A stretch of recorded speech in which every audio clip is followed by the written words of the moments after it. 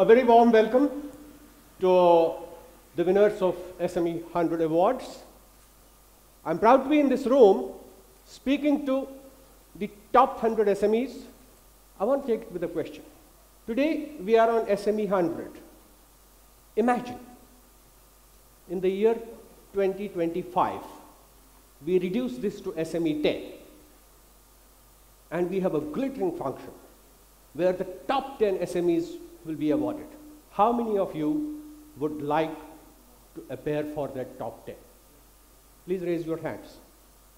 Please get up. And tell me that 5 years from now, I want to vie for top 10 SMEs in the country. You will get it. Please sit down. I hope and pray that none of you are there. I don't want you to be SMEs anymore. One of the biggest mistakes that the SME sector is making is that it feels that SME is a business. SME is a sector. Business is you. And you don't have to be where you are. You got to be a giant. And in order to be a giant, you got to think like one. And in order to think like that, you need to know what makes a giant and what breaks a giant. I want to take you back to 1950s. Two companies were formed. What was common between both of them were that they were started by highly capable visionary engineers. They both were manufacturing engineering goods. Both had very little capital. Both were manufacturing more or less similar products. And keep in mind, both of them had access to the same markets, the same materials, the same manpower, and the same finance. What would you expect both of them to be today?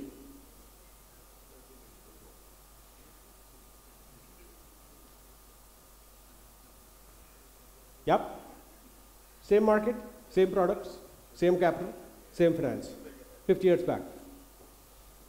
What would you imagine of them today? Company X, sales 238 crores. Company Y, sales 1,226,000 crores. Company X, profit 78 crores of loss. Company Y, 5,537 crores of profit.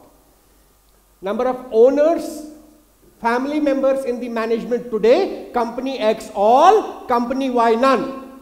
Share value 46 rupees versus 1760. Number of employees 200 versus 97,000. Number of businesses abroad, one failed attempt and over 200. Number of managers reporting to CMD all, none. Number of vendors 10 over 10,000.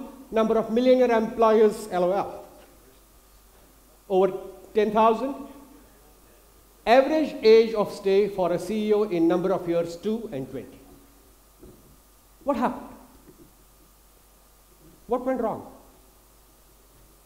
Same company, same time, same materials, same men, same finance, same India, same politics, same BJP, same PDP, same everything. Why is that company only 78 crores of losses today where the other company is some 5,500 crores of profit?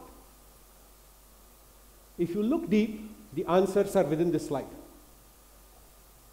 The choice is yours. Did you know that many live companies are already dead? I hope it doesn't include yours. The profits are on the book, shown to get more loans from the banks or hidden to evade tax. The company is actually dead. And this, from my experience, and I deal with about 20 companies very, very closely where I work on this, is true for most of the small, medium businesses. Net worth is positive, but the assets are not saleable. You have a very, very positive net worth because it looks nice, it looks sexy.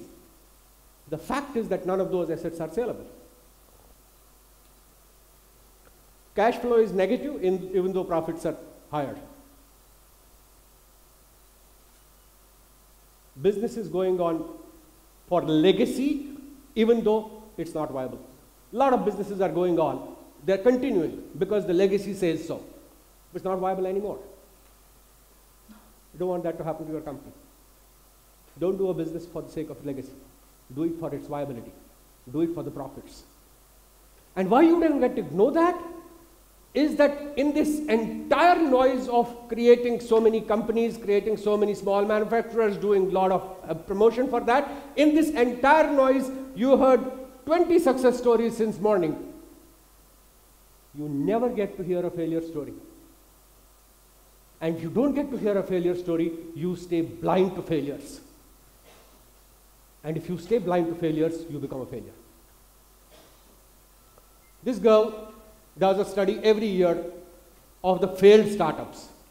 Every year she comes out with a story of 15 startups that failed, 11 startups that failed, and why they failed. The significance is that I guess it was about $14 billion that we received in startup funds in the last 14 and 15. And there are some very good ones, Ola, Amazon, this, that, and the other. How many of you know the ones that folded up? Do you? You don't. Because you don't get to know that. And your risk of not getting to know that is very high. Because blindly you could be doing exactly the same things that they did. And one day you may wake up to know that you are holding up. So it's extremely important to know the failure stories as much as it is important to know the success stories. I was hiring for a particular manager in Dubai, and this colleague of mine said, "Sir, but he has had an entrepreneurial background and he has failed there, so should we employ him?" I said, "We should employ only him. Because he knows what failure in an enterprise is, and he knows how to deal with that. And if he doesn't know how to deal with a failure in enterprise, he'll be a failure in the job." So why do enterprises fail? Most of the SME here is not small medium enterprise, okay? Most of the business owners are actually subject matter experts who know everything. Prahlad is the only subject matter expert who has succeeded in a business which he owns and calls it Prahlad Kakar and Associates. Most of the entrepreneurs, they do the design themselves. He does the purchase and sales himself. He sells himself. He is the finance controller of the company. He is the administrator of the company. And therefore, most companies that die are killed or damaged by the owner. How many of you control every function in your company? You will be all proud to say, "Yes, I do." Of course, right now you will deny that. But actually, when you go out of this room, you will make a phone call to your accountant and tell him, "वो check दे दिया, वो check वापस आ गया, उसका वो गया, कि market में वो भेज दिया, उधर से वो procure किया." We want to do everything ourselves. I am the plumber, I am the designer, I am the architect, I am the maker, I am the seller, I am the, and I fail. Because I don't let anyone else work. And what does that, where does that start from? Where do you start that business from? What happens? At some point of time. Who was that gave example of someone who said that I never wanted to get employed and I went to do business? Or Prahlad said that an entrepreneur is the one who creates jobs, not makes jobs.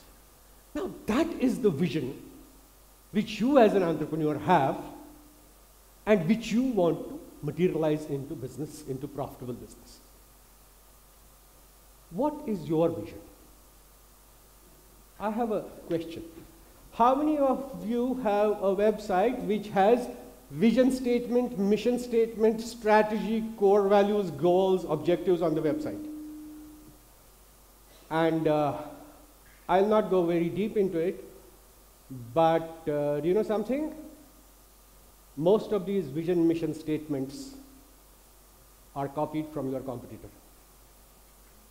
You will deny it here. But if I challenge you to read me the entire vision statement of your company, we will not give you goodies. I'll come and work free for your company. The fact is that it's an ISO 9000 requirement.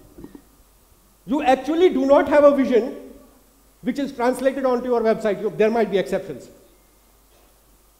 99% of the companies where I talk to the CEO of a multinational organization and I tell him, "John, can you tell me what is the vision statement of your company?" He says, "Hey, Ravinder, wait a minute." Blah, blah, blah, blah. He starts Googling, to be the best. Blah, blah.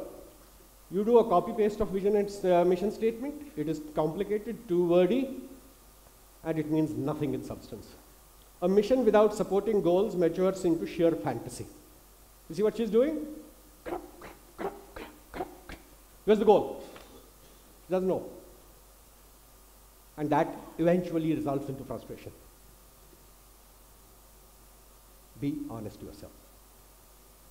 Please go back to your business, read the vision statement. If you don't have one, make it, and make that vision statement the same as your personal vision. The company Vinod was talking about, this is the first thing I did there. I told them, I want to see the vision and mission statement. They showed me some crap which was copied from the web. I told the owner, look, this is the vision as it is in the books. What is your personal vision? What do you want to do in life? Trust me, he wanted to play golf.